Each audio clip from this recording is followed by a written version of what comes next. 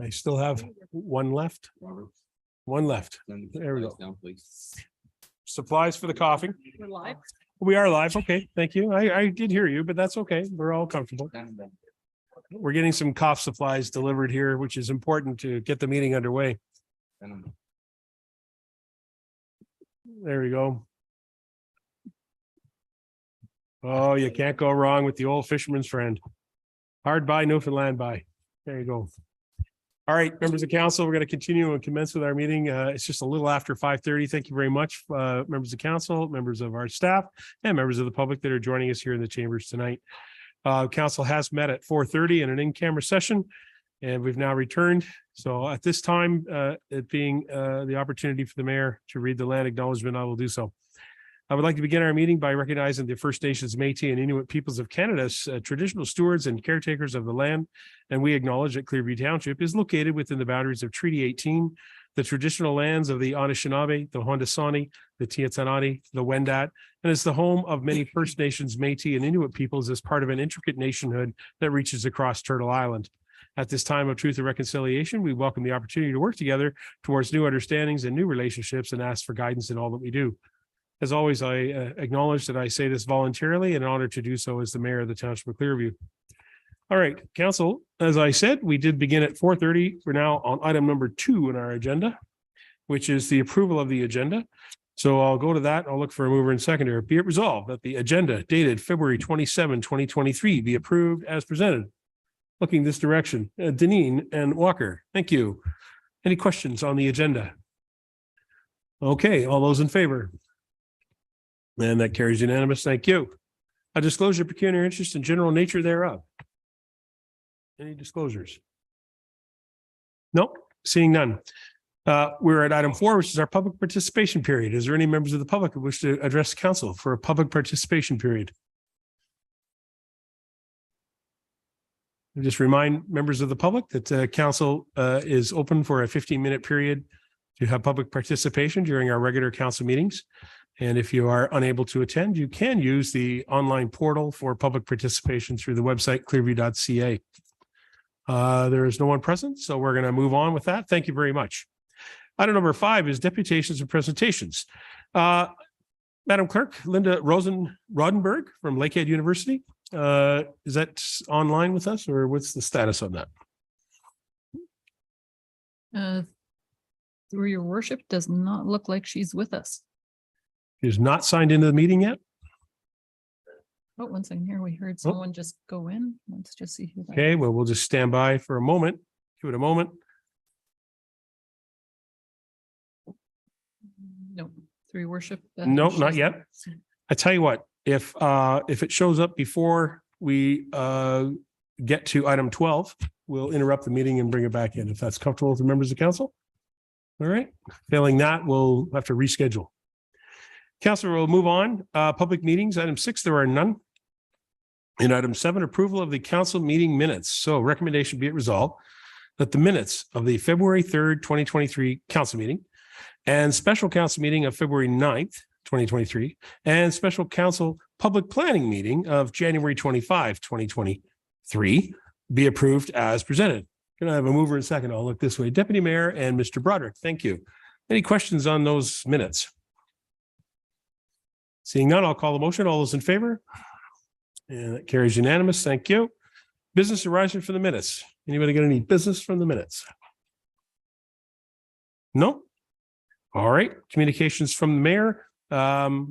There will be a in-camera, we have a bylaw to be considered under the bylaw section in the open agenda to amend bylaw 22-101 to appoint members identified in closed session to the township boards and committees for the 2022-2026 term of council, and also to remove some members. So that is from our in-camera. So there'll be a bylaw a little bit later on in the meeting. The only other thing I can say from communications from the mayor is that our deputy mayor has attended some NVCA meetings of recent, or 1 or 2 perhaps. And I know that we're going to be hearing more about that in the coming days. Deputy Mayor, would you like to speak on that for a minute? We've had a couple of meetings now. Okay, there we go. We have had a couple of meetings between the transition of the old council to the new council. as well as the start of our budget deliberations. The big thing, like everybody is hearing here, Bill 23 and Bill 109 is wreaking havoc. NVCA tends to lean on Conservation Ontario to give them the advice that they need. Right now, everybody's in a battleground. So far, our work has been basically clerical and getting our administration up and running. Just for everybody's knowledge, the NVCA runs a budget of about $5.5 million to $6 million. They have it broken down into different categories. Of that money in their budget, about half of that comes from the 18-member municipalities. So, and the 18-member municipalities do not mirror Simcoe County's members, because we also include Mono Township, Amaranth, Town of the Blue Mountains, and Osprey. So it's a slightly different composition. We as a township are, we'll call it taxed or given our dues as far as our number of members or registrants we have in our community. We have the opportunity, and I've already discussed it with the mayor. We are considering, or we are looking towards having our discussion and bringing the administration or the CEO from NVCA to come and talk to us as a group, so we get a better understanding of what their functions are. We hear a lot of complaints, and especially during the election process, and I was one to receive a fair bit of it in regards to their how they work with our planning departments and stuff, and the timing of applications and the delay in timing of applications. So they have sure got the message that there's been problems with it. However, not to take that away from them, they do a lot of good work with educating students in various levels of schools, doing a lot of outreach programs and stuff like that. So it'd be really good, and we will be looking to have a presentation from them in the not too distant future. In the meantime, it's relatively status quo. We're doing our budgets and stuff like that, and we will see where things go. So just a quick update on that. And just so everybody's aware, right now we have the next meeting, as in the past one, is done virtually. They do like to do those meetings virtually. We do cover a big area with the members, and then the one thereafter will be an in-person one, which fire and brimstone will probably break out. But anyways, we'll see what happens. Your worship. All right. Thank you very much. Appreciate your input, and I look forward to working with the clerk to find a time for when the CAO from the NVCA can come and join us. That'd be great. All right. That's really all I have, other than I did mention this a couple of meetings ago that I would like to have a coffee with council session. The deputy mayor and I were chatting about that. Wonder if we could do a morning session on the 21st of March. People want to put that down a Tuesday morning. It might be down in Creemore, because I understand there's a little spot called the Station on the Green that does coffee in the morning on Tuesday mornings. So I think we may just show up. How would that be? I'll arrange it with them, but I just want to have council put it in your calendar. If you have any questions, just get back to me and we can adjust. All right. That's all we have from the, communications from the mayor. We're going to go to county reports. I'd like to just mention, I know that Dan Pro's here, who looks after transit for us in Clearview, that there is a very good county report coming up on county council tomorrow in regards to some sort of a review of the Links transit program and how well it's done. So Dan, if you have a minute, you might want to take a look at that report. And it's encouraging to see the ridership continue to rise and rise and rise at Simcoe Links Transit. And it's kind of dovetails into our discussions that we've had with the regional mayors about transit and transit services and how we serve our communities better. So it's a good point for you to take a look at, if I don't mind me saying. The deputy mayor and I, of course, will be attending county council tomorrow. Given the weather, I hope we make it. Unfortunately, county council doesn't have the hybrid meeting format set up at this time, so we'll see how that goes. Nevertheless, that's all I have. Do you have anything you'd like to add from county council? Nothing? Okay. Councilor Broderick actually took my spot last one. There, Councilor Broderick. If we can't make it tomorrow, can you make sure you get there on the snowmobile? I might be able to do it tomorrow. Okay. Thank you, Councillor Broderick. All right, members of council, that's all we have on those two items. We will move to council reports and committee announcements. We'll start with Mr. Broderick at this time and then work our way around. So, Mr. Broderick? Thank you, Mr. Mayor. On February the 14th, I attended Simcoe County, the Simcoe County Board, and of the many things on the docket, the one thing that struck me the most was the negative 25 million in the housing budget. That was a real shock for me. And it signals to me a lack of support from the province, and that we've got a lot of work to do. On February 21st, I attended the Clearview Public Library meeting, which actually was chaired by my youngest daughter, as our regular chair was not available for that meeting. On the 22nd, attended the Clearview Chamber of Commerce meeting. Just as a reminder, this Friday, the 24th of February, the Chamber is celebrating Women's Day with an event at the station on the green. And yeah. If you haven't by now, ladies, get your tickets. If there's any left, they're $25 each. And the BIA is meeting tomorrow evening. Health and Leisure Expo is coming up. Actually, that's Saturday, March the 4th. Actually, this past Sunday, Rhonda and I, along with some friends, went snowmobiling. And actually, all of the trails were groomed, some utilizing a packer bar, which displaces snow. Most were utilized to drag, which collects and packs snow. And just, I was wearing my tourism hat that day when I was noticing this. The differences were significant, and there's some work that I think we can recommend there as well, or at least I'm going to recommend. And that is it for me. Okay, I'll see you at the leisure show on Saturday. No, you won't. I'll be up Oh, north. that's right. You'll be north. There you go. Well, thank you for advising us about the leisure show. Mr. MacArthur, Councilor MacArthur, do you have anything? Yeah, just of course, ongoing committee meetings. So we had the Station and the Green meeting again last month, and committee of adjustment, of course, is always ongoing. And just breaking news here in the last half hour is our St. Paddy's party on March 17th is officially sold out. So hopefully everybody's got their tickets. Thank you.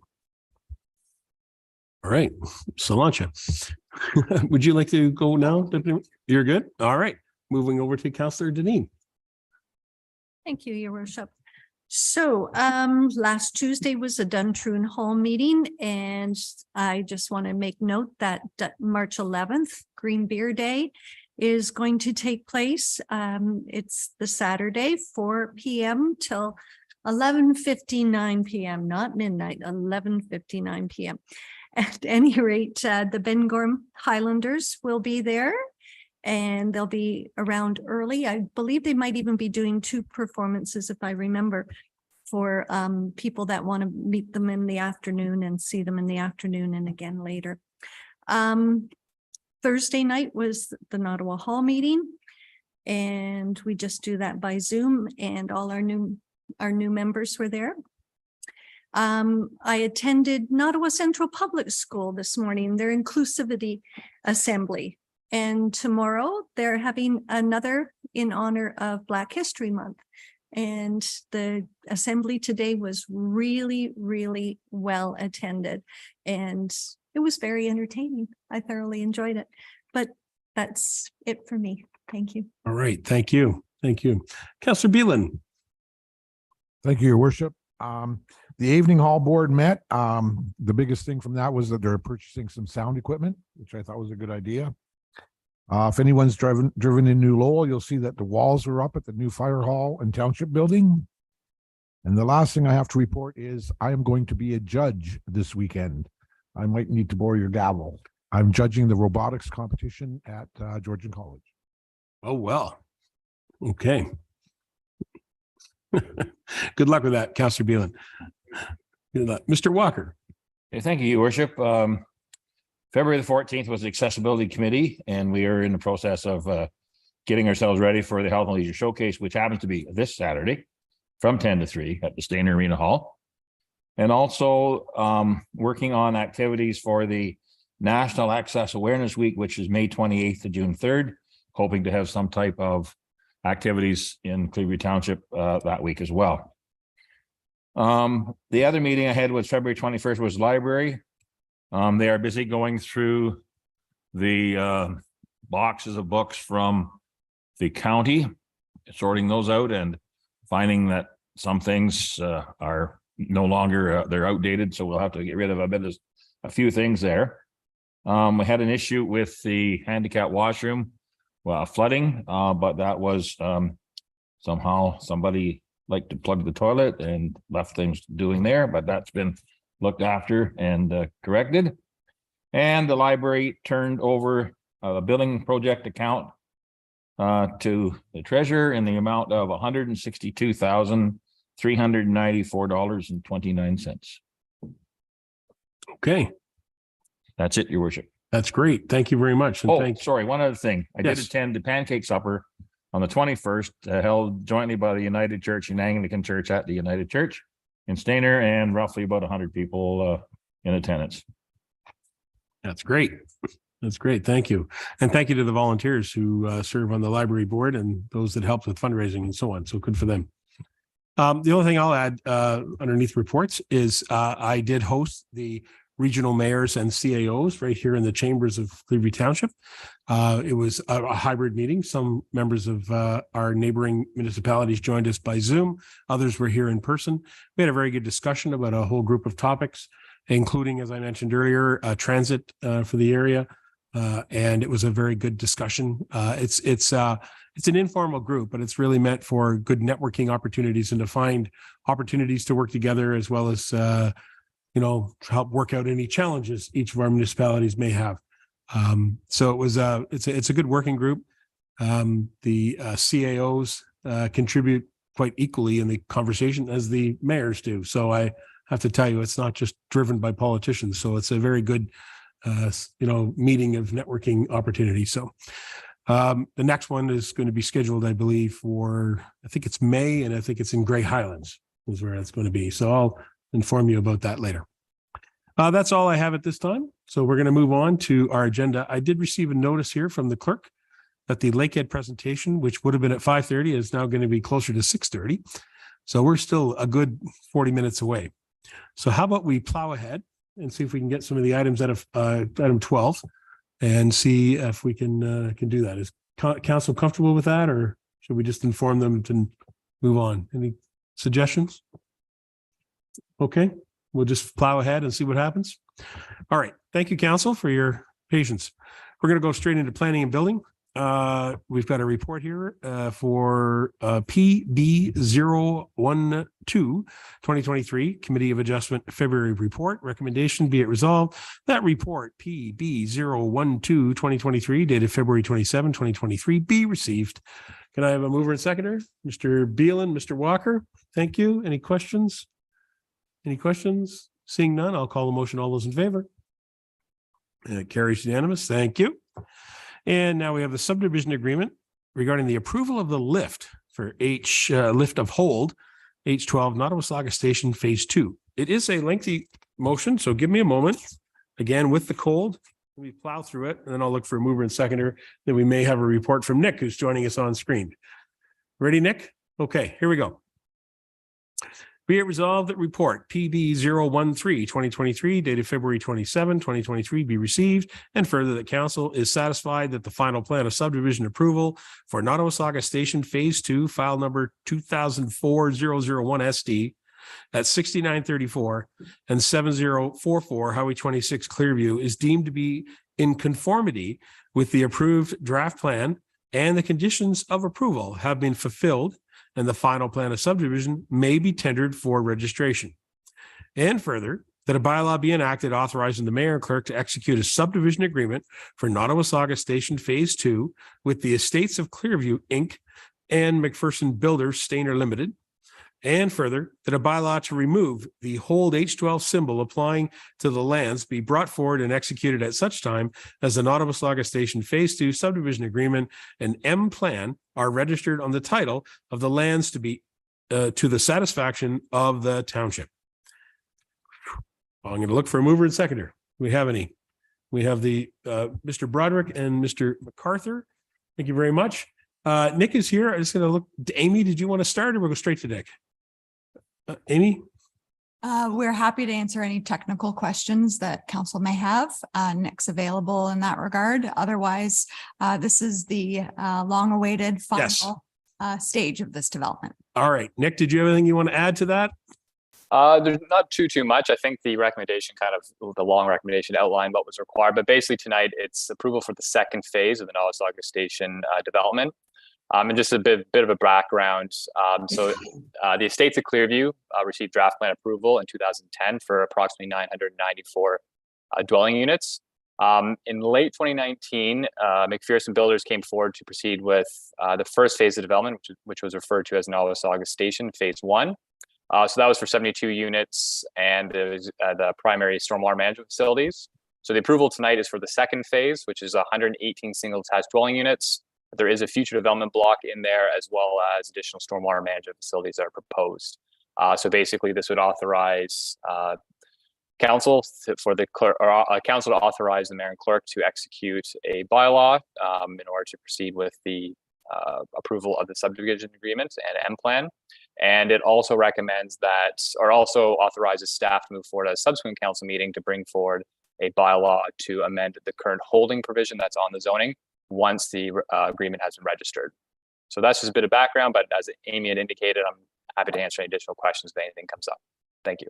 Thank you very much, Nick. Members of council, do you have any questions to this, first of all, this detailed recommendation, as well as the report? Council? Excellent.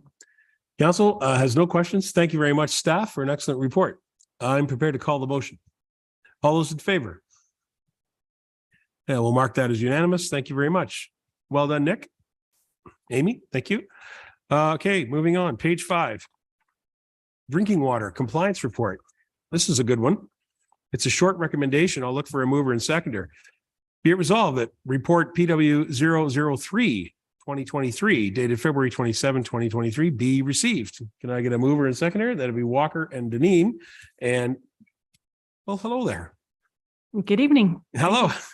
Thank you, Your Worship. Run ahead. Nope. Sorry.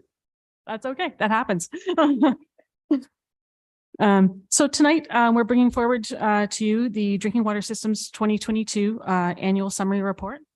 The importance of the information that is contained within this report that we're presenting to you tonight will be covered in the standard of care training session that the Walkerton Clean Water Center will be coming here to host to present to you on March 16th. And so I truly hope that everyone is able to join us for that event. So this report is a requirement of the Safe Drinking Water Act. It summarizes our compliance with applicable legislation, the legal instruments that are issued to the township for the operation of the drinking water systems. And it pertains to water quality, operational performance, flow rate system capacities for our water systems for the past year, and provides information to help determine the future needs for our drinking water. So I'm sure you've all lovely read the nice 100 and some pages it was. I can just point out a few things that we'd like to note, that the flow patterns were similar across all the water systems. The highest flows were experienced in June through August, when the weather was the warmest and driest, which is pretty typical. Overall, the flows were down 1% from 2021. So we're seeing a consistency that way amongst our water systems. The Buckingham Woods system is continuing to see new homes being added to this section of the Windrose Valley, the newer section that was added there a few years ago. There was a 20% increase in the homes that were built and serviced in 2022. And we saw a 31% increase in the amount of water that was used. So this is they are for residential services, this community that has the highest per connection use amongst any of them of the systems in the township. In Stayner, we saw a decrease actually in flows over from 2021, just a small one. It was just over 2%. But this can be completely attributed to a 10% decrease in the volume of water used by the large manufacturer in town. Because they average generally between somewhere between 35 and 40% of the water use for the system. When their flow was taken out of the equation, basically, we saw an increase of almost 2.6% in use in the system. And that coincides with a just over 2% increase in the number of connections with the new developments that we've seen come online in the past year. Also in Stayner in the spring, we started to see a decline in production from our well number 1 on Sunnydale Street. And then we were also forced to reduce the flow rate of well number 3 later in the fall. So we lost some of our capacity within the system as well. We've brought in a well specialist, and well number 1 was rehabbed last month, and similar work is ongoing currently at well number 3. So we expect to be able to return to the higher flow rates that we were using before. But the one thing we are finding is that while running at these higher flow rates, we're experiencing a need for increased maintenance because of the fouling of the well screens that's occurring at a faster rate. So just something for us to keep in mind on top of which we do in our system. So now I think I would like to give the floor to Mike. He would like to add some comments with respect to our current situation with the Stayner and our capabilities for the future. Well, thank you very much, Stephanie. Thank you. Good job. Mike, Mr. Ron. Thank you, Your Worship and Council. If Council has this report open, page 22 of 117 is a graph that Stephanie created with projected flows for the Stayner water system. Council will recall for a number of years, we've had a solution that we're trying to find financing for. That kind of fell through at the end of last year. The Stayner drinking water system is at capacity. It's not about to be at capacity. It is at capacity. So the remaining capacity in the Stayner water system was purchased by 3 developers. Nottawasaga Station Phase 2 that just passed today, they purchased 118 units. I know. If you have that chart open, I wish I could put it on the screen. Is it possible to put it up there? Just so we can look at it together. What page number? Page 22 out of 117 in Stephanie's report.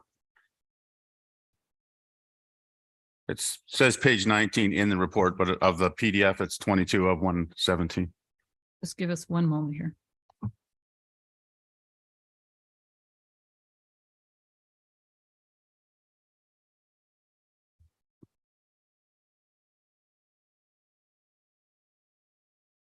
Perfect. No, that's perfect. Yep. The yellow line is what's called firm production. So when the engineers are determining how much water is available in the system, firm production means that's how much water we can produce with our largest well out of service. We're already beyond our firm production levels. Not all municipalities would utilize firm production as the set point for allocation. But if you look at the second column, it says subdivisions and site plans with final approval, 242 units.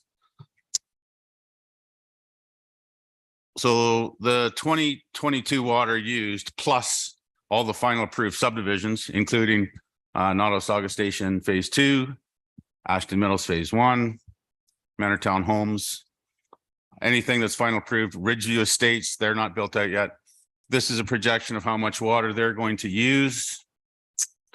And if we move over to the other column, the final column is the committed capacity plus the financing agreements of the 309 units. So this final column on the right. Can we scroll down just a bit so we can see the red line? The final column on the right is the projection for all the water we have committed to everybody in Stainer.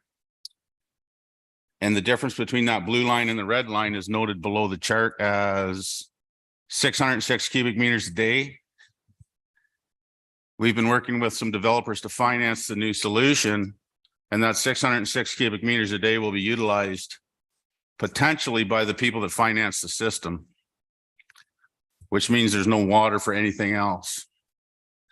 This isn't a good news story. This is a story where we're trying to look at what we can do. The planning director's brought up a very good suggestion. We're looking at it as a senior management team of an interim control bylaw to limit what can happen in Stainer. So all the subdivisions that are final approved can go forward. The concern is there's people out there designing apartments. The new bill has created this potential for people to do whatever they want on their properties. We don't have water for that. We don't have capacity for that. So an interim control bylaw would limit what people can do. And rather than people all over town doing things and getting designs and engineering things done and then coming in for building permits, well, we can't give them a building permit because the zoning bylaw does not allow us to give a building permit unless there's allocation available. But we shouldn't have to tell that to every person that comes in the door. An interim control bylaw is being investigated, and that will let everybody know until we have a solution in place. There are no more building permits other than what's already been approved. So I wanted to get that out on the floor. Council has any questions about it? I'm not sure there's anything else we can do about it other than determine how to finance this solution. So. Thank you very much, Mr. Ron. Stephanie, do you have anything else in your report? We diverted off to that report to this topic. All right. Thank you very much. Mr. Ron, perhaps you can work with the CIO and the clerk to bring forward a full recommendation in regards to what can or cannot be done. Certainly the interim control bylaw is something that we could consider and probably should. So I think you'll probably be bringing that forward in the future. Thank you, Your Worship. So the planning director and the deputy director of public works have been discussing this as well. And I believe we'll talk to our neighbors in Collingwood who put one of these into place a couple of years ago. Absolutely. Yep. All right. Well, let's just say the good news is that the compliance report is a very good report and we are in a good condition at this time. So that's great. But it's also very wise to be looking forward to the future and looking to what future opportunities or challenges can be delivered or not delivered in our community. So that's why I expect that to come later. Members of council, do you have any questions to Stephanie or Mike? Yes, go ahead, Deputy Mayor. I'll point this one to Stephanie, if you don't mind, please. You made your comment that the Buckingham Woods subdivision is the fastest growing unit we have right now, or was it calling Woodlands, Buckingham? It's Buckingham Woods. Okay. Yeah. Traditionally, those houses there are monster homes, I will call them. Do you see the relationship between the size of the home and the water consumption? I would most definitely figure that that's what's playing into this, that and lawn watering needs in the summertime. We see a drastic increase in the summer for volumes of water there. Well, So there's, yeah, it's a lot of big difference between a house in an older house in Stainer that may only have 1.5 bathrooms and, you know, an older couple that lives in it versus as you said, a monster home with probably 5 bathrooms and lots of fixtures and things that go with it, and water demand. The concern I have is I see driving around and doing work in that subdivision, all the swimming pools and irrigation systems get put in. Are we going to have enough water to finish that subdivision with what's there? Or are we going to be having to be in trouble there as well? I believe that it was all engineered, so that should have been accounted for the number of what's going on. They are on the higher end of that, but it should still be within the in that. I mean, if it ever did come down to it, we do have lawn watering bylaws that we can, and we do put them in place every summer. So that is something that we would be looking at doing if ever needed be, but that's. I don't want to run into the same situation we're running in with Stainer, that's all. And And go ahead, Mike. Mike. Thank you, Your Worshipman. Deputy Mayor. So when these systems are designed, they're designed based on historical use and drinking water. They're not really designed for massive sprinkler systems. And if we had to protect the drinking water supply, we would maybe have a special area, much higher restriction on lawn watering, just to protect that resource. That's an option that we have. Thank you. All right. Thank you. Members of council, any other questions to, yes, Mr. MacArthur? Yeah, I tried to scroll through the report. I'll probably, Mike, this will be to you through all the definitions and limits and everything. Is there any well with any limits that are getting to close to the upper limits that might need special attention in the near future? Thank you. That might actually be a better question for Stephanie. She's more hands-on. So Stephanie's knowledge of all this is key. The one thing I will say, when the well limits, they're based on science and water modeling and a whole bunch of things. And Stephanie did mention there's extra maintenance happening in Stainer. So while the well area may have a certain volume, Stainer well 1, for example, 909 liters per minute. That well area may still produce that. However, when the screen starts to plug up, it limits how much water we can take from it, which means we have to lower our pumping levels. As far as the wells aren't necessarily losing capacity, our aquifer is not depleting, but the wells do age and they require more maintenance to keep them at a higher level. So until we have the new supply, we are increasing our maintenance costs to maximize our production at these facilities. Anything to add to that, Stephanie? Yeah, no, I think that was a good answer, Mike. And I can just add that in terms, if you're thinking of in terms of any contaminants or of things, areas of concern within the wells, we don't see that. We do our sampling according to Regulation 170 and do the schedules of organics, inorganics, a number of parameters, as well as our weekly bacteriological sampling. And the numbers are very low or with no detections generally across the board. So we don't see any trends or anything that would be of concern to us. All right. Thank you very much, Councillor MacArthur. That's good. All right. Members of council, I think Mr. Meadland. Thank you, Councillor Beelan. Thank you, Your Worship.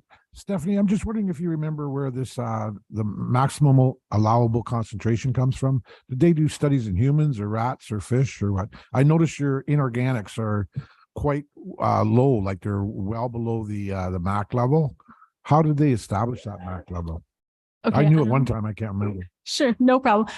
Their maximum allowed, they're a standard that is set by the province, and generally they come from federal standards to start with. So they'll be the Canadian standards, and then they're adopted by the province. So there's something that through Health Canada that they have studied and determined at what level which should be a maximum allowable concentration for it to be safe within drinking water, and then from there the provinces generally adopt those.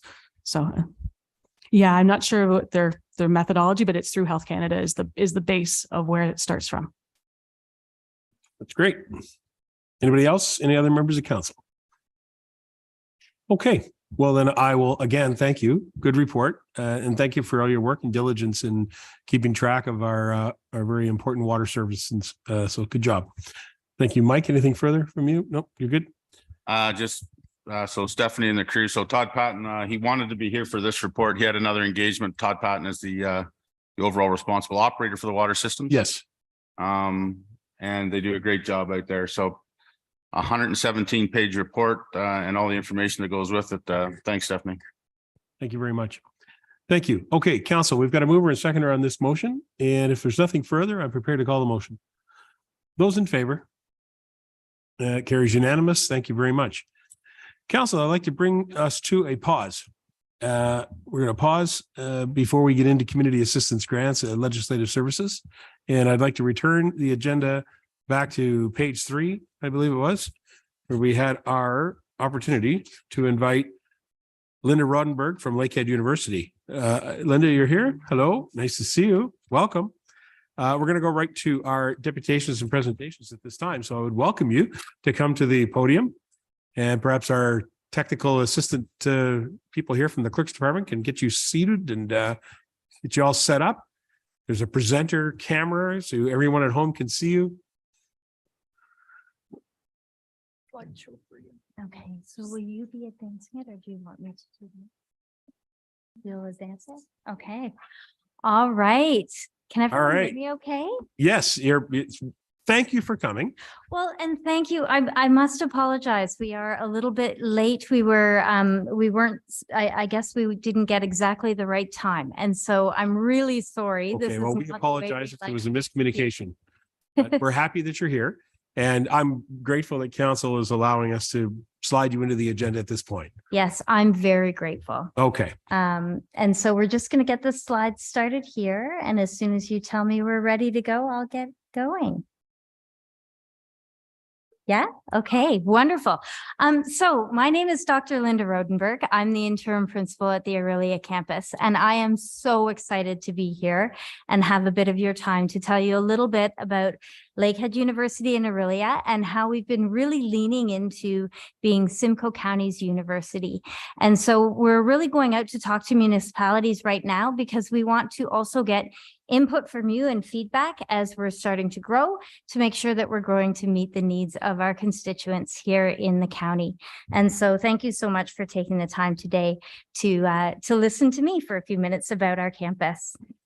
As I was driving over here, I really felt like I was coming home. I grew up in a small town, well, just adjacent to a small town on a farm near Woodstock, Ontario. And so this place really feels like home to me. And it's one of the reasons why I'm super passionate about Simcoe County and Lakehead University and the access to education that we can provide here.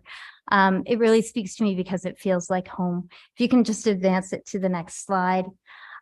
Really, that's what Lakehead University is all about. It's about access to education. And it really is the most important thing here in Simcoe County right now, I think. This story is so important, particularly because some of the data, and we've included some of it here. In 2016, we know that 18.3% of people in Simcoe County adults accessed post-secondary education, and that is actually more than 10% lower than the provincial average of 31%. And so we know that people here are not necessarily historically accessing post-secondary education to the degree that we are hoping that they will. But what we have known is that, or what we also know is that that number has increased by 41% in the county since the university has arrived, and it's on the increase all the time. Here in Simcoe County, 94% of the students that we serve have at least one barrier to education. 54% of students are the first in their family to attend post-secondary education, and 24% of students come to us from rural and remote communities, such as those in Clearview Township. And so we're really well positioned at Lakehead to offer the supports that students need to come and access post-secondary education. 58% of our students receive some financial aid, and we also offer all kinds of supports to students to make sure that they'll feel at home in our community on campus. If you can advance it, that's great. The other needs that we're poised to meet at Lakehead University right now are related to our ability to act as an economic driver in the region. So we know that Lakehead University in Aurelia has an economic impact of $245.7 million, and that's just our campus in Aurelia. Lakehead as a whole has an economic impact of $3.563 billion. These are significant numbers, absolutely. And the other thing that's really important when we think about economic drivers is that Lakehead is poised to really support all of us as we lean into equity, diversity, and inclusion and internationalization. Clearview Township is growing, Lakehead University is growing, and Simcoe County is growing. And we need to make sure that we're ready to welcome the people from around the world that are going to make this growth continue to be possible. We are growing, certainly at our campus. We started the campus in 2006, and at that time we had 101 students. Now we have over 2,000 students this fall for the first time. And of that number, 47% come to us from Simcoe County. We have 11 current students that are attending from Clearview Township, and 9 Lakehead alumni are working in your township right now in various roles. And we're hoping that this is going to work, the audio for this video. But I just wanted to introduce you to 2 of our students who are now working right here in Stainer, actually. And hopefully we can hear a little bit of their stories. So this is Rebecca and Melissa. I'm hoping some of you know them.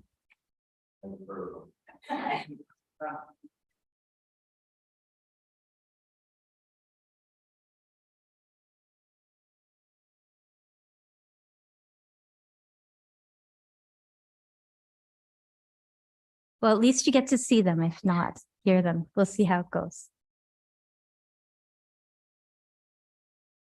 I can make a recommendation. If we stop sharing and then when we go to share, use the computer sound.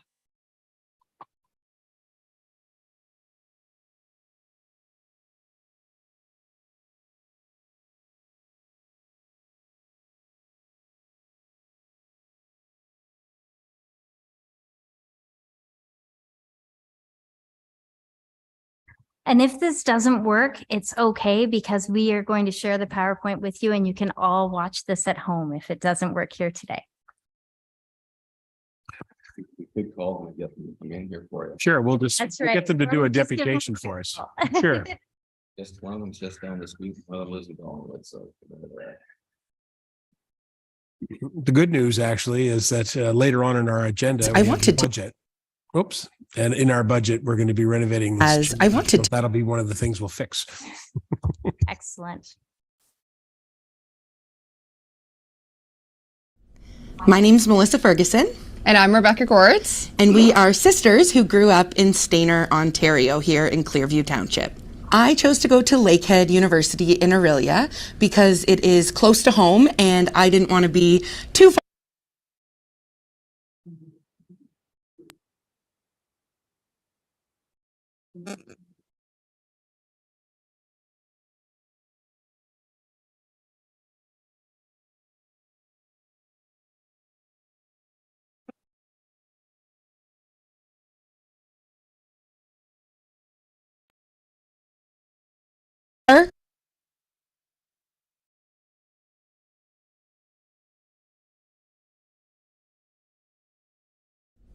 My name's Melissa Ferguson.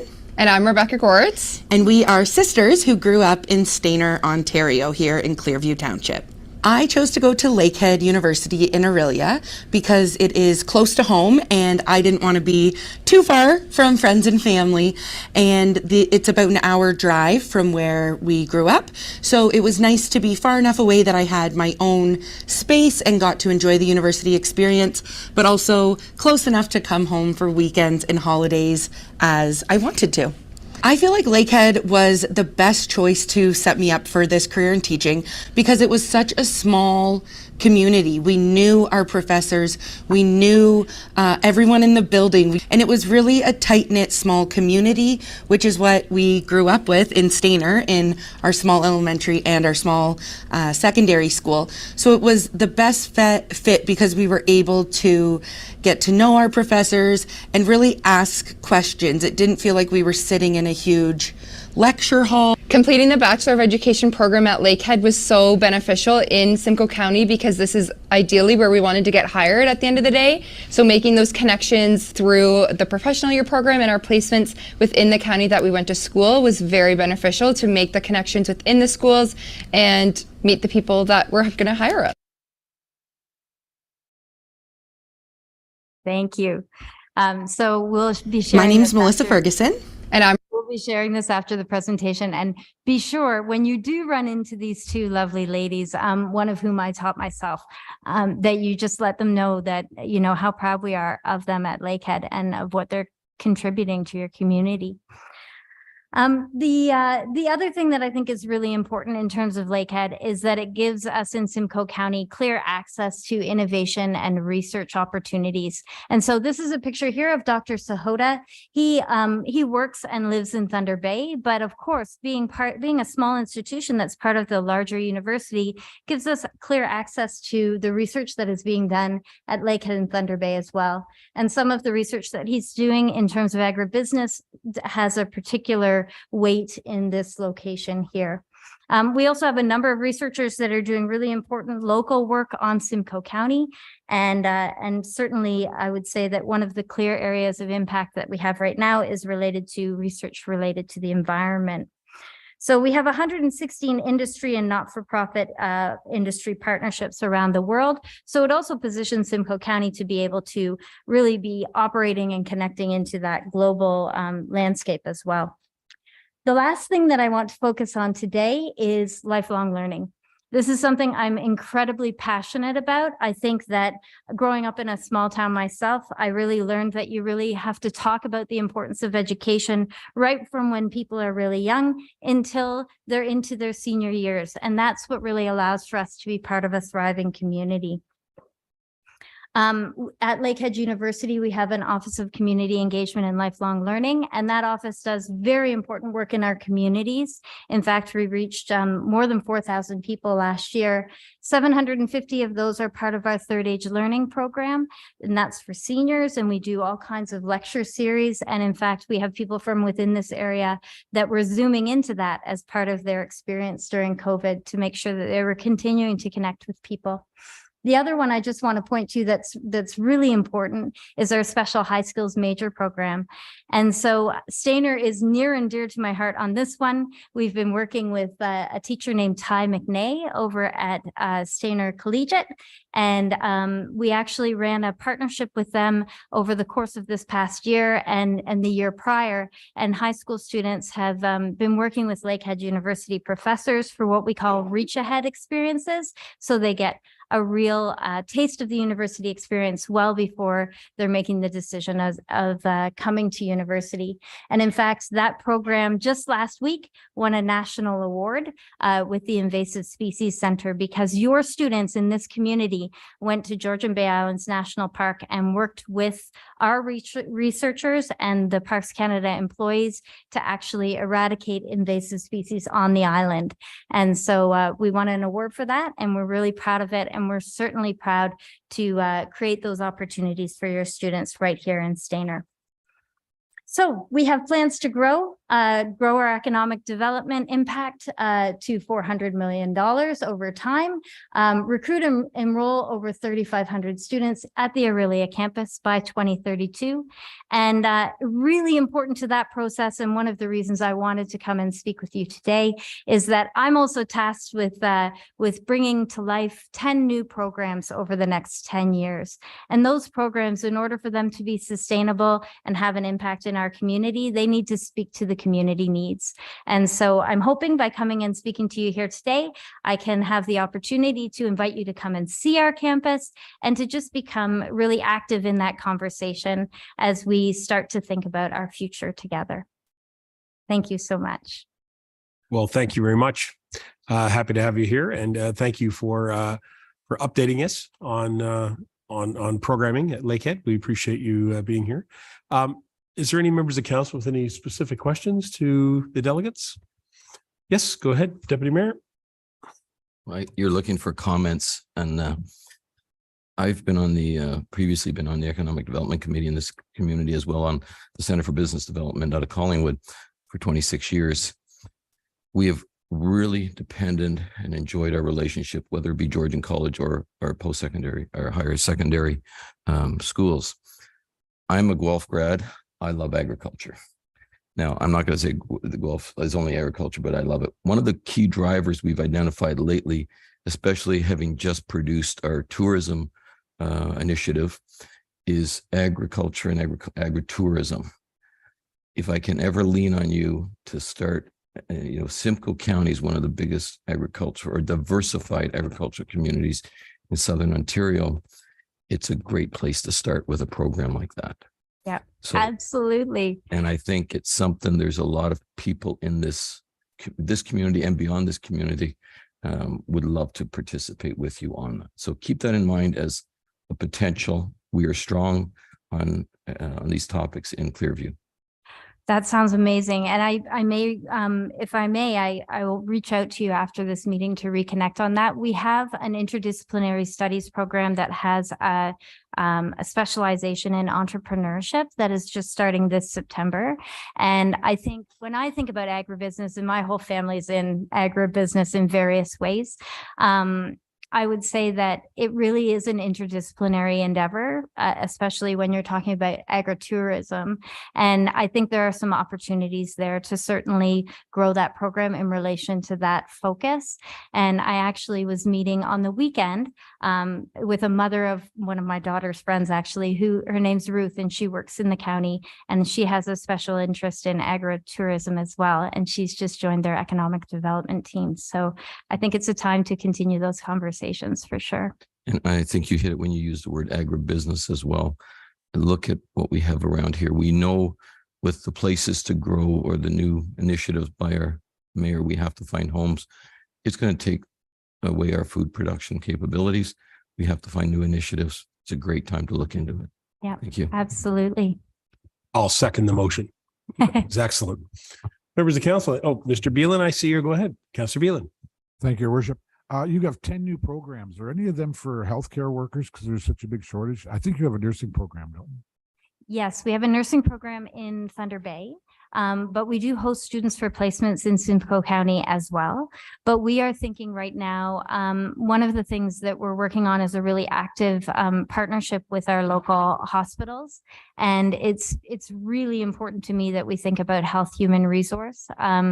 One of the identified needs is in relation to leadership within the healthcare industries, because people are going into leadership positions much earlier in their careers. And so one of the things I'm working on right now is a master's in healthcare leadership to help bridge that gap. That's something that has been identified by the industry. And we're also working on a micro-credential that would enable people to transition into some of those entry-level positions in the hospital in a really confident way. So we're certainly working on that. It's very important right now. Thank you very much. Any other members of council? All right. Well, I look forward to hearing more about your future programs. And certainly, as the deputy mayor pointed out, agriculture is very important to us in this area. So we would be really interested to hear what you may have in the future. Excellent. I may take you up on your invitation to come and tour the facility. So perhaps if you want to reach out to the clerk's office or the executive assistant here, we can perhaps find a date in better weather to make the trip over to have a tour of the facility. How would that be? That would be wonderful. And then I can also show you some of our community gardens, and we have a medicine wheel garden, and that too could be a site for some agribusiness opportunities on campus to help train people for what needs to happen right here in your township. So that sounds great.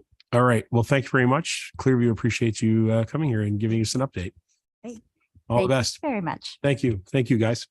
Council, I got a resolution here. It's very brief. Be it resolved that the deputation by Dr. Linda Rosenberg of Lakehead University regarding Lakehead University Aurelia campus update be received. Moved by the deputy mayor, seconded by Mr. Broderick. Any questions?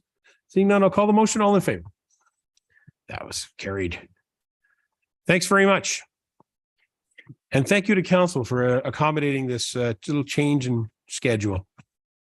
That's what we want to do here. We're going to move to page 5 on our agenda, council. We're going to move to legislative services. All right. LS 007 2023. The community assistance grants recommendation be it resolved that report LS 007 2023 dated February 27, 2023 be received. And further that the 2023 community assistance grants included as Appendix A to report LS 007 2023 be approved as presented. Can I have that moved by the deputy mayor, seconded by Councillor Deneen? Thank you. And I will turn to who has that information. Is that Sarah has it? What, Sarah? Sarah. Hello, Sarah. I should have written that down earlier. Thank you. Sarah, welcome. Good evening, Your Worship and Council.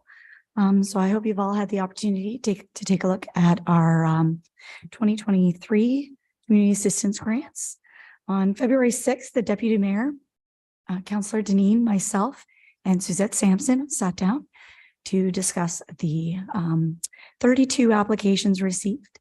They totaled over $57,000, $57,850 to be exact, in requests for the 2023 Community Assistance Grants. The 2023 proposed budget for the annual Community Assistance Grants is $63,000. The total amount proposed for distribution by the committee is $31,250. And this would allow for a reserve of $31,750 for consideration for additional requests received throughout 2023. If you have any questions, I'm happy to try and answer them for you. Well, excellent. It was a few days ago that I read it, so I didn't have it in front of me. Thank you for providing me with another copy. Members of council, do you have any questions to Sarah or our two delegates from the committee? Mr. Walker. Thank you, Your Worship.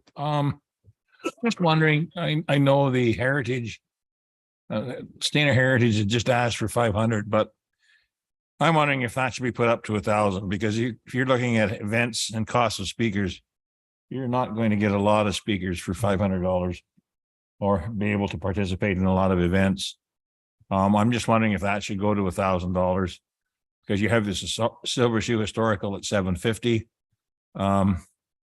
In fact, both those should be put to $1,000 as far as I'm concerned, because they are trying to preserve some of our historical history, and they do need those funds to be able to do those events. So I'm just a question.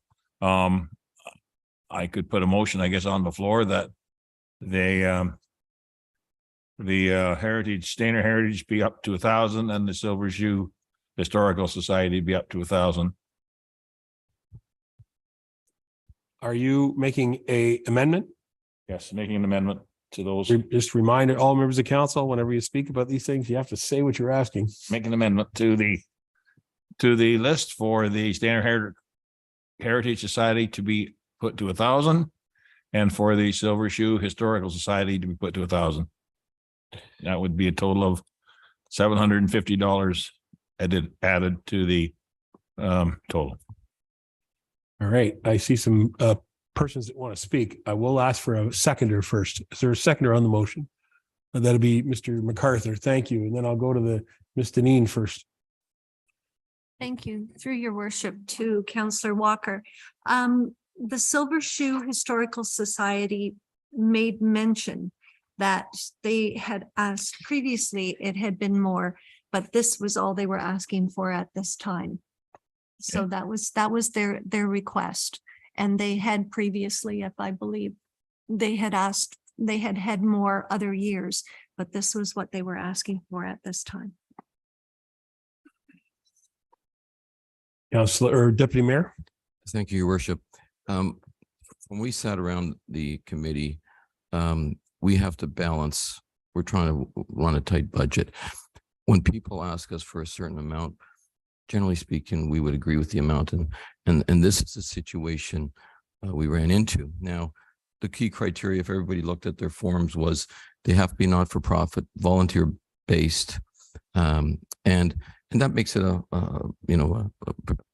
hard time sometimes to make a decision between is it volunteer or is it paid, whatever. We left it open for some people. In our opinion, they can come back. Our budget was 63,000, I believe, if corrected, and we recommend the spending of 31. We're 57.8, and we've recommended 31 at this time. We do know there was some applications that have not been received, as in some of the food banks, stuff like that, which we as a community usually participate in. So the door is open. That if there is a need for it, I'm sure we can look at it, but just be very careful that we start changing the requests for what they've asked for. Any other questions or comments? Yes, go ahead, Mr. Beelan. Thank you, Your Worship. How do we audit that this money is spent the way it's supposed to be? We ask for receipts, or how about we go to the staff on this that? was left on the honor system? Can we go to the staff on that? I know that there is in the application process, we ask for that information. Perhaps Sarah, you can fill us in. That's correct. They are required to submit a financial statement when they're finished. Some of them do submit the receipts with them. It's not a requirement. It is more of a form that they provide to us with all their expenses, their budget for the year. Some of them do, some of them don't. That is our auditing process as of right now. Historically, it's been part of the grant procedure to honor these organizations with a grant. But they do have to provide us information that gives council confidence that the funds are going in a directed manner to the right process, the right programs, et cetera. Anybody else? Okay. We have an amendment. Mr. Walker, I'll give you a moment if you want to amend your amendment or not. Are you comfortable where it is? I will withdraw it, your worship, at this time. Okay. All right. But I do have a further question. All right. I'll give you the floor. Go ahead. The committee talked about then giving what the request was, then how do we justify those that have no application submitted, but yet we are giving them monies with no application submitted? I just like to know how we think that out. Because to me, as it was mentioned earlier, they have an opportunity to apply at some point later down the road. So we need to know that. I think, Mr. Walker, before I turn to the staff, the columns in the report outline last year's fund as well as this year's fund. It's all right. Wrong column. You're right. Sorry. Yeah. So the items in this year were actually applications. And they were vetted by our committee and our two staff members that participated. All right. Wrong column. Okay. Thank you. It's always good to work with these darn Excel sheets. I tell you. Through your worship, we felt it was important to outline what some of the requests from last year were so that we could gauge how much they received last year, if they received anything, and the committee could make a decision looking at some of those historical trends as well. All right. Now, is there any other questions? All right. Seeing no other questions, to close question period, but I do want to acknowledge that if we move this forward, that we would activate this as soon as the budget's passed so that some of these groups can immediately start receiving those funding if necessary. That's a question to the clerk or treasurer. Is that correct? Sorry, your worship. Yes, you're correct. As soon as we have the budget passed, then we'll go ahead and get those vouchers put through. Get those processed. Thank you. All right. Members of council, nothing further? I'm prepared to call the motion. All those in favor? And that carries unanimous. Thank you. Thank you, Sarah. Good job. And thank you to the committee, Deputy Mayor and Councillor Deneen. Appreciate you guys. Again, sometimes during the year, during the term and during the year, you'll have other applications. And so we may call upon you to review those things as well. Okay. So thank you. No, I just echo what you're saying. And I remember there's a couple on there as a community we haven't seen, like our food banks and stuff. It's very important to our community. We have money there available. Right. So don't tell people the grant period is a deadline has been reached, but we have to help certain groups. So. You know, and to that point, that's one of the concerns that previous council administrations have had, is that through the year, we often get last minute or urgent requests, and we need to have funding available. So our budget was actually increased some 2 to perhaps 3 years ago to add a little bit of a cushion there so that some of those opportunities could be realized. So it's good to see. Thank you. All right, council, we're going to move on to the Youth Advisory and Economic Development. I want to point out that there are 2 recommendations in regards to this next motion. They're 2 separate things, but they fall underneath the same report. So the first item is that there is a report which is called LS 009 2023 Youth Advisory and Economic Development. And then from that, there are recommendations. So I note that we didn't actually receive the report, but I'll tell you what, to the clerk, I'm just going to accept that the receiving is important too. Yes. So we'll just amend the actual motion, Madam Clerk, with the word that council receive report LS 009 2023. Thank you. Okay, so we'll put that in there. So council, we're going to read recommendation number 1 first on this, and then we will have a discussion on that, and then we'll read recommendation number 2.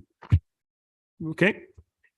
Again, as I said, we're going to receive LS 009-2023, and whereas advertisements to recruit members of the Clearview Youth Advisory Committee were placed within local newspapers, social media, and township website, and whereas the number of applications received for the Clearview Youth Center Advisory Committee does not meet the minimum requirement to continue with the committee, and now therefore be it resolved that Clearview Youth Advisory Committee and any appointments to the committee be placed on hold until a further review of the committee's terms of reference is conducted and approved by council. And further, that any inquiries regarding the Clearview Youth Center be directed to the Director of Parks and Recreation. I'll take a mover and seconder for discussion. Mr. Walker, Ms. Deneen, members of council, any thoughts on this committee and this motion?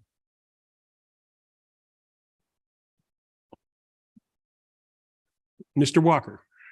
Your worship, just disappointed that we unfortunately did not receive a number of applications to sit on this committee that has proven that it is well respected and well needed within the Township of Clearview.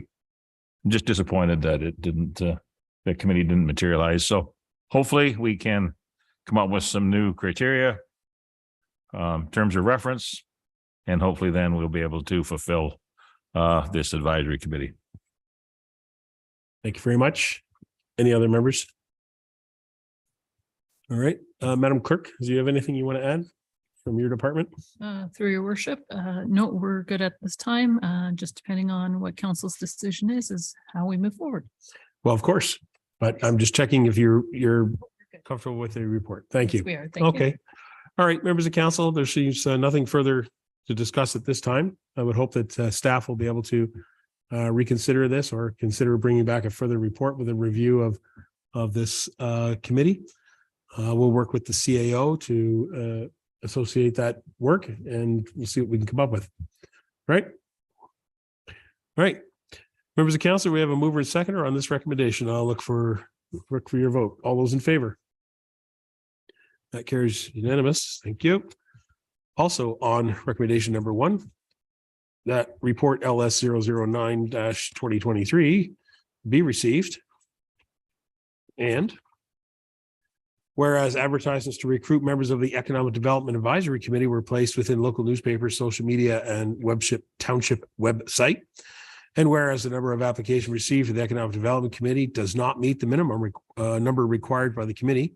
Now, therefore, be it resolved that the Economic Development Advisory Committee and any appointments to the committee be placed on hold until a decision of council has been made to move forward with the committee. And further, that any inquiries regarding economic development within the Township of Clearview be directed to the CAO. Mover and seconder, Deputy Mayor and Mr. Broderick. Thank you. Members of council, have you got any comments on this recommendation? Mr. MacArthur?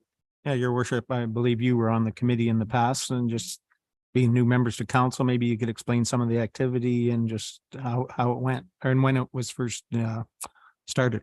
For sure. The history of the Economic Development Committee for Clearview Township goes back even before I was on council.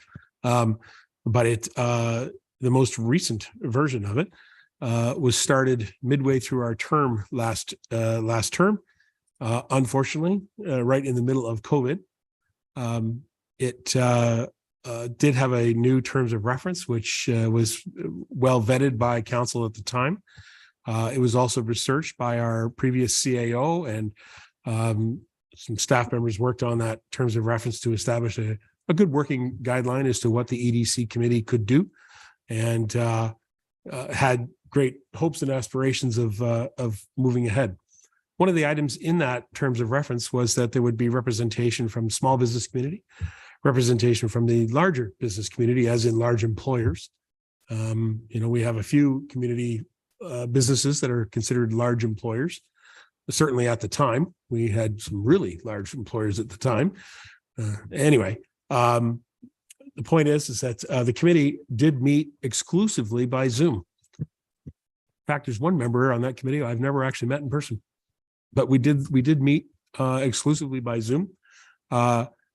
We did initiate several projects. One of them was a survey, business survey.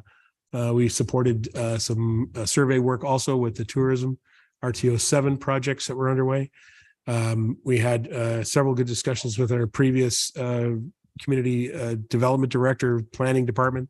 We had several presentations about the community improvement fund for some of the work that's going on in some of the downtown cores. Improvements to facades and some of these retail store work. So we had a lot of work that we did, even though we did meet by Zoom. It was frustrating because we really couldn't get the committee sort of really moving and engaging with the rest of the community.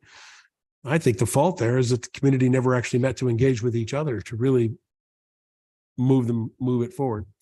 So it was my hope that this next term of council that we were going to be able to continue that. It was interesting that after advertising, as the clerk lays out in her report, that we did not receive input and numbers from various community groups, or we did not receive members of the public interested. That being said, the CAO, John, shared with me that he has some recommendations from his previous employment and previous work, and he has some recommendations for that.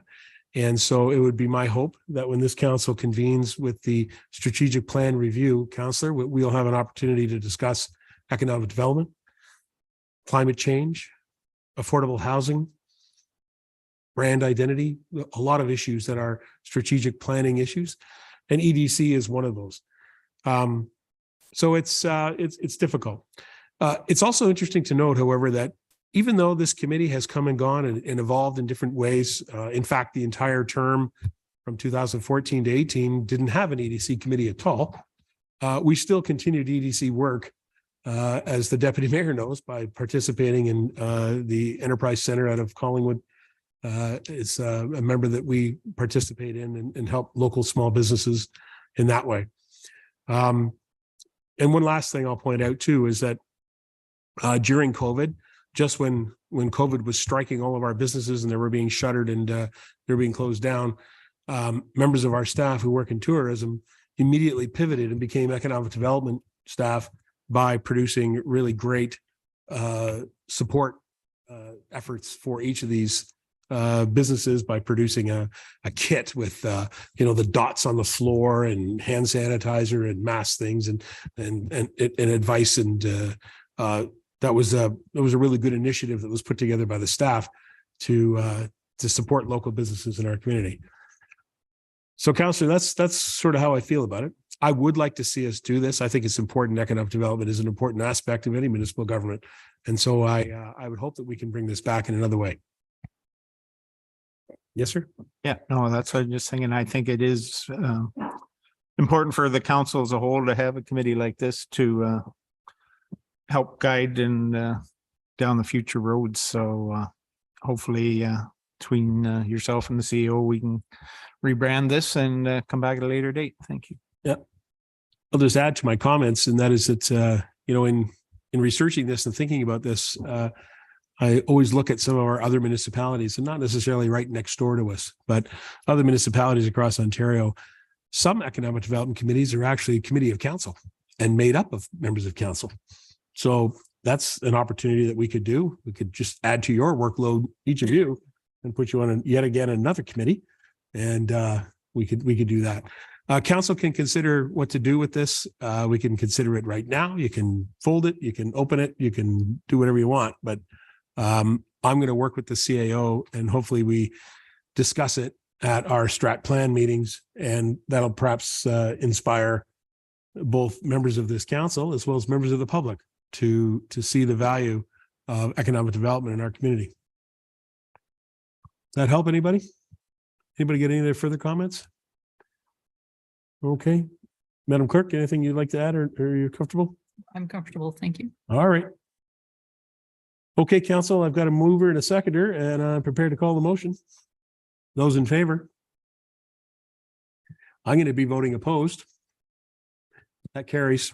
Thank you, members. All right. Council, we are now at the very important section of our agenda. And I've would like to advise that again, in the meeting that we had earlier at between 3:30 and 4:30, that council was able to come forward with a 4.7% proposed increase, blended increase, 4.75, sorry, 4.75. So I'm writing it into the report that's on our agenda. So council, I'm going to read the motion. I'll look for a mover and seconder, and then any comments from the treasurer. All right. FIN 005-2023. It's the 2023 corporate budget update and adoption. Recommendation, be it resolved that report FIN 005-2023 dated February 27, 2023 be received.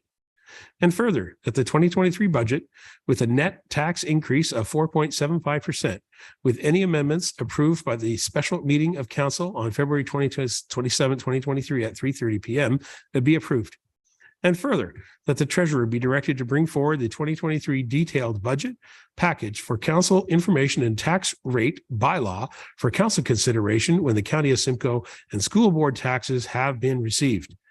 Can I have a mover and seconder? Deputy Mayor and Mr. Broderick, thank you.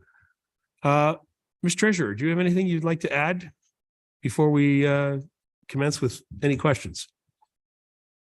Thank you, Your Worship. I think council's probably heard enough from me on this. We're getting a little tired of my voice, so I'm more than happy to answer any questions, but. I always give you the break so that I have a chance to have a break. That's all. Long pause. All right, members of council, do you have any questions or comments in regards to the, yes, Councillor Janine? Yes, please. Through your worship to Kelly. Sorry, Kelly, but could you, for the people that are here and just watching on Zoom, just outline how much per 100,000 the 4.75 will add to their tax bills, please? Yes, the $100,000 of assessment value.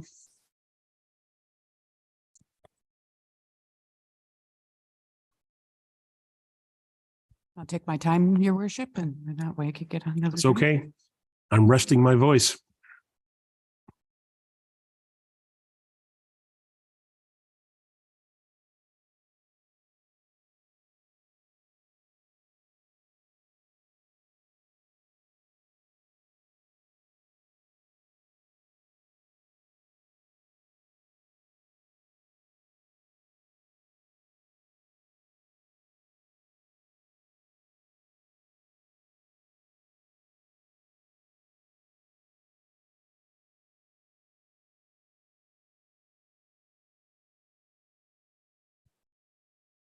While we're waiting, Chief, what's the weather going to be like tomorrow? Your worship, stay home if you can. Okay. Yeah, you go, please do. Tell me all about them.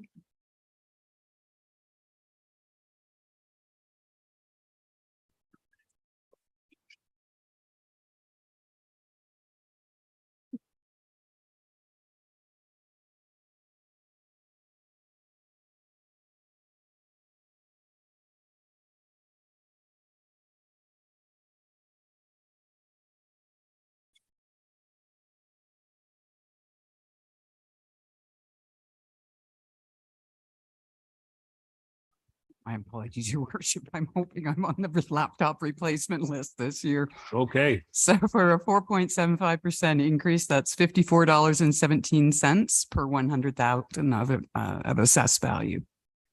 $54.17. $54.17. All right. Thanks, Kelly. I didn't mean to put you on the spot. Sorry. It's always got to misbehave at the worst possible times, doesn't it? That's okay. Appreciate you doing that. And it's an excellent question because understanding how taxes impact assessment is probably the biggest question that comes to municipal leaders when they speak to residents. It's the biggest challenge to understand. So, all right, members of council, nothing further? Nothing further. Council, I'm going to call you to attention to apply your vote. All those in favor?